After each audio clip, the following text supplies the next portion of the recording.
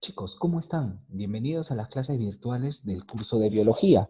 El día de hoy vamos a ver el tema número 6, origen de la vida, segunda parte.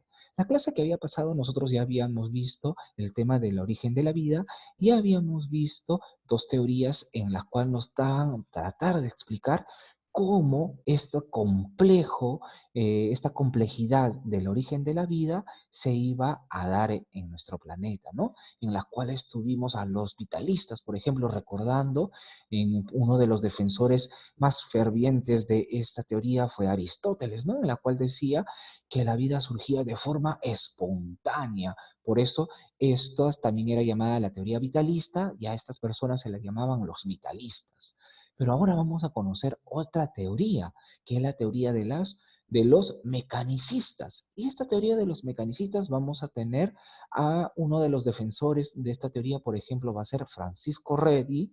También vamos a tener a otro defensor que es Lázaro Spallanzani, ¿sí? Que van a ser defensores de esta teoría del mecanicista. ¿Y qué nos dice la teoría del mecanicista? Esta teoría de los mecanicistas nos dicen que ellos no estaban de acuerdo con la teoría que habían desarrollado de la generación espontánea, ya que algo tan complejo como la vida no puede surgir de esa forma así, ¿no? De forma espontánea. Entonces, Francisco Redi, que fue un médico italiano, no estaba convencido que las moscas iban a aparecer porque la carne estaba podrida. Entonces, ¿qué hizo Francisco Redi? Realizó un experimento en la cual él colocó, ¿sí? Él colocó en 3 frascos de vidrio, ya colocó trozos de carnes. En unos de ellos los tapó con una especie de tela que permitía el ingreso del aire. El otro lo tapó ya herméticamente utilizando un corcho reforzado. Y en el otro frasco lo dejó simplemente sin tapar. Entonces, luego de unos días, ya, luego de unos días, él pudo observar, ya, él pudo observar que en los frascos que él había tapado, en estos frascos que él había tapado, no apareció ninguna larva de mosca, pero en el frasco que había dejado descubierto, sí habían larvas, pero ¿y eso por qué sucedía? Porque él había observado que en el frasco que había dejado destapado, quienes habían ingresado las moscas. Entonces, al ingresar, estas moscas se habían posado en la carne y habían dejado sus huevecillos. Entonces, de esa manera, él llegó a demostrar que las larvas de las moscas iban a aparecer porque las moscas las iban a dejar ahí, ¿no? Entonces, vamos a tener ahí a Francisco Redi, que él llegó a demostrar eso y dio a entender que la generación espontánea no iba a ser una de las teorías que explicaba el origen de la vida. Entonces vamos a tener también a otro defensor de esta teoría de los mecanicistas, que tenemos a Lázaro Spallanzani, ¿sí? Entonces vamos a ver acá ahora a Lázaro Spallanzani. ¿Qué nos dice él? Lázaro Spallanzani fue un sacerdote científico italiano que repitió los experimentos de John Needham.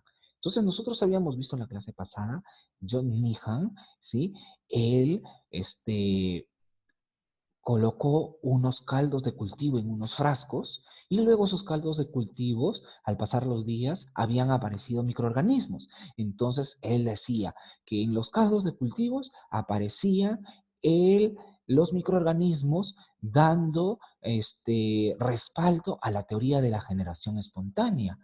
Pero Spallanzani, él realizó el mismo experimento que realizó John Needham, en la cual él, ¿sí? Colocó en un recipiente, ya en un recipiente colocó caldo de cultivo. En uno estuvo tapado por un corcho y el otro estuvo tapado herméticamente, ¿sí?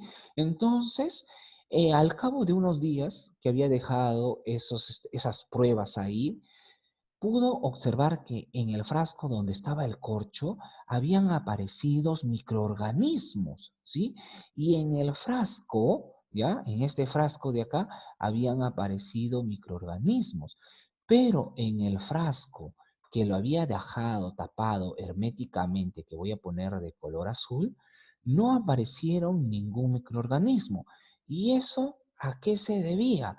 A que llegó a explicar que en el aire se iban a encontrar a los microorganismos. Entonces, en sus resultados obtenidos, se debían que el ingreso de microorganismos se debió al aire que había quedado en el frasco, ¿no? Ya que el corcho permite el ingreso del aire, ¿sí? Entonces, de esa manera, Lázaro Spallanzani repitió el experimento que había realizado John Needham y pudo demostrar que los microorganismos aparecían, sí, por la presencia del aire en la cual encontrábamos a ellos, ¿no? Entonces, tenemos a otro defensor de esta teoría de los mecanicistas, ¿sí? Ahora vamos a ver, chicos, vamos a ver a quién fue el que responsable de poder eliminar, tumbar la teoría de la generación espontánea, que fue Louis Pasteur. Este químico, biólogo francés, logró probar la invalidez, tumbó, derrumbó la teoría de la generación espontánea, sí, la derrumbó, la invalidó debido a que Pasteur ya realizó un experimento en la cual en varios frascos ya había colocado un caldo de cultivo y estos frascos que tenían el cuello largo los puso a calentar. ¿Para qué? Para darles una forma que las llamó cuello de cisne. Miren, vamos a ver acá en la imagen. Con esta imagen se va a poder explicar mejor. Chicos, entonces, ya Pasteur, ¿qué hizo? Pasteur colocó en uno de estos frascos de cuello largo, colocó unos caldos de cultivo. Luego llevó a calentar el cuello, en la cual al calentar el vidrio pudo moldearlo y darle esa forma de cuello de cisne. Y luego ese recipiente, ese frasco, lo llevó a hervirlo. ¿Para qué? Para que pueda eliminar, pasteurizar. Por ahí, por eso de ahí viene ese nombre de Pasteur. La pasteurización significa hervir un contenido para eliminar todos los agentes ya de microorganismos. Y eso es lo que hizo Louis Pasteur. Entonces pasteurizó, eliminó todos los microorganismos de este caldo y el polvo, los agentes que ingresaban a este recipiente, ¿ya? Que iban a ingresar a este recipiente por este cuello de cisne, se iban a quedar acá, se iban a quedar alojados en este lugar y no iban a llegar hacia el caldo de cultivo.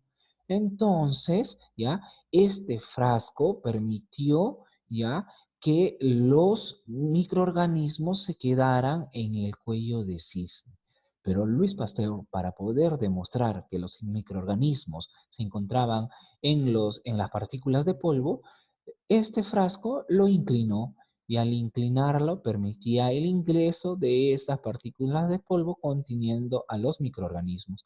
Y de esa manera el caldo se contaminaba con los microbios y dio a conocer y a entender que la vida se iba a dar a partir de otra vida ya existente. Entonces no iba a darse de forma espontánea, ¿no?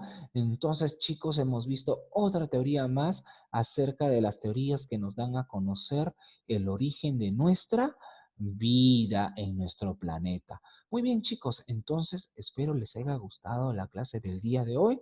Nos estamos viendo hasta la próxima semana.